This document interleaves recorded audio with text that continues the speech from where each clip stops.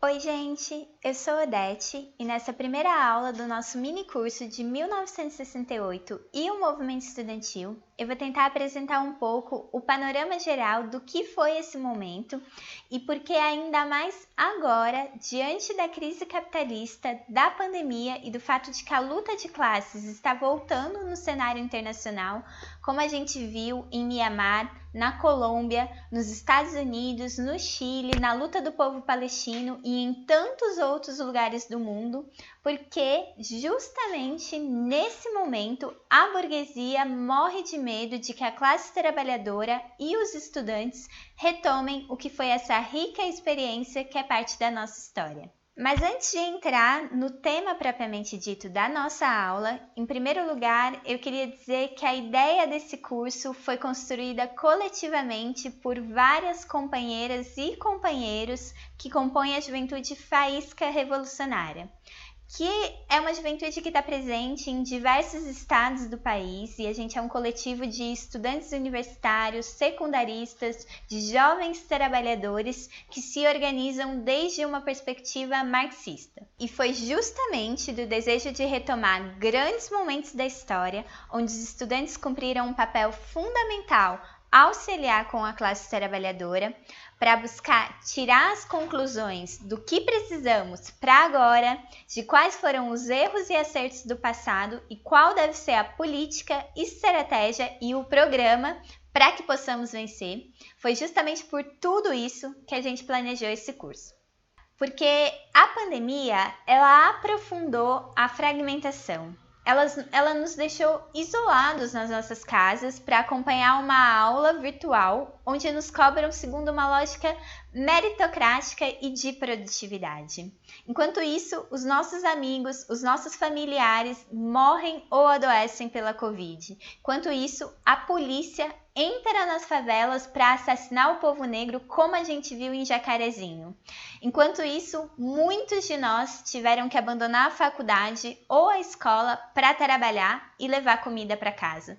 Porque apesar da gente ser um dos países que mais produz carne e outros alimentos no mundo, a fome voltou a ser uma realidade, já que o que predomina são os interesses dos latifundiários e do agronegócio. E o que os capitalistas no Brasil de Bolsonaro, dos militares e do regime do golpe institucional nos reservam é um futuro de miséria.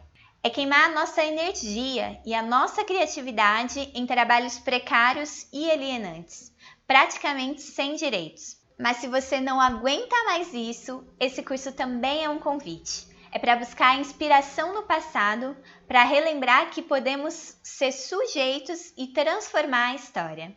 Que podemos ser a faísca que vai incendiar a chama para que lado a lado da classe trabalhadora possamos colocar fim a esse sistema de exploração e opressão. Mas agora vamos então ao tema do vídeo. Quando operários e estudantes desafiaram o poder. Esse é o título desse livro aqui, ó.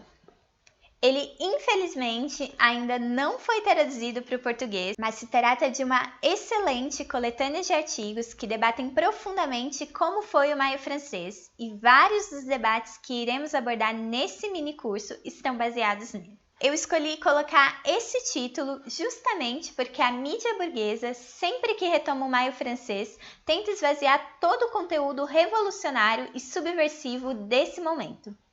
Como se fosse apenas um movimento cultural de jovens rebeldes e não uma luta onde a classe trabalhadora e os estudantes colocaram no centro o questionamento da lógica de funcionamento desse sistema capitalista.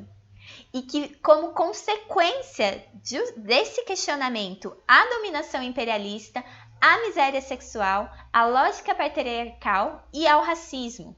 Ou seja, sabe aquela ideia de que a barricada fecha a rua, mas abre o caminho? O caminho aberto pelas intensas jornadas de lutas daquele momento era a possibilidade de colocar abaixo o regime capitalista e erguer um novo mundo, que também colocasse abaixo os valores e a moral burguesa. Impressionante, não? E em 1968 não surgiu do nada. Ele foi produto de diversos desafios que permearam a classe operária e o movimento estudantil no pós-Segunda Guerra Mundial. Existia uma contradição entre a União Soviética e os diferentes países imperialistas. Isso era algo muito presente, já que se tratava de um choque entre duas formações socioeconômicas com bases abertamente opostas. Mesmo a União Soviética já estando bastante burocratizada pela política stalinista. No entanto, diante do cenário do pós-guerra, que foi marcado pela possibilidade de revoluções em diversos países do mundo, o pacto entre o Kremlin e as potências imperialistas capitalistas foi muito além do acordo para derrotar os nazistas. O imperialismo norte-americano precisava da burocracia soviética para estabelecer e gerir a nova ordem mundial. Foi assim que em Teherã, Yalta e Potsdam se estabeleceram pactos que repartiram o mundo em zonas de influência. Como colocam Emílio Abamonte e Matias Maelos nesse livro aqui, nesse complexo cenário, os acordos do pós-guerra terão consequências para ambos os lados. Não apenas servirão para o imperialismo conter a revolução, mas também, por sua vez, irão conferir uma maior fortaleza à própria burocracia soviética para se sustentar no poder e, mais em geral, darão às diferentes burocracias, políticas, sindicais e sociais o impulso para se desenvolver em uma escala nunca antes vista. Essa definição ela é muito importante, porque foi justamente desses pactos que se estabeleceram condições excepcionais para aquilo que ficou conhecido como o boom econômico na Europa e nos Estados Unidos do pós-guerra. Depois da destruição das forças humanas e produtivas numa escala nunca antes vista na história, a economia capitalista conseguiu se reerguer consolidando um estado de bem-estar social nos países imperialistas. E para esse processo foi importante não só o acordo e a divisão do mundo em zonas de influência com a União Soviética burocratizada pelo stalinismo, mas também o papel das próprias burocracias que foram se desenvolvendo no seio das organizações operárias, estudantis e dos movimentos sociais dos países imperialistas, mas também em países como o Brasil. E mesmo nessas condições excepcionais, algumas revoluções triunfaram, como na China e na Indochina. Só que foram encabeçadas por partidos stalinistas que derrotaram a burguesia ao comandar exércitos de base camponesa. Uma estratégia diferente da Revolução Russa. E ao assumirem o poder, esses partidos tiveram que expropriar a burguesia e planificar a economia, mas não sob a base dos conselhos operários e da auto-organização da classe trabalhadora como em 1917. Por isso foram revoluções que deram origem a estados operários deformados, já que o poder não estava na mão das classes trabalhadoras e de seus organismos democráticos, mas sim desses partidos burocratizados.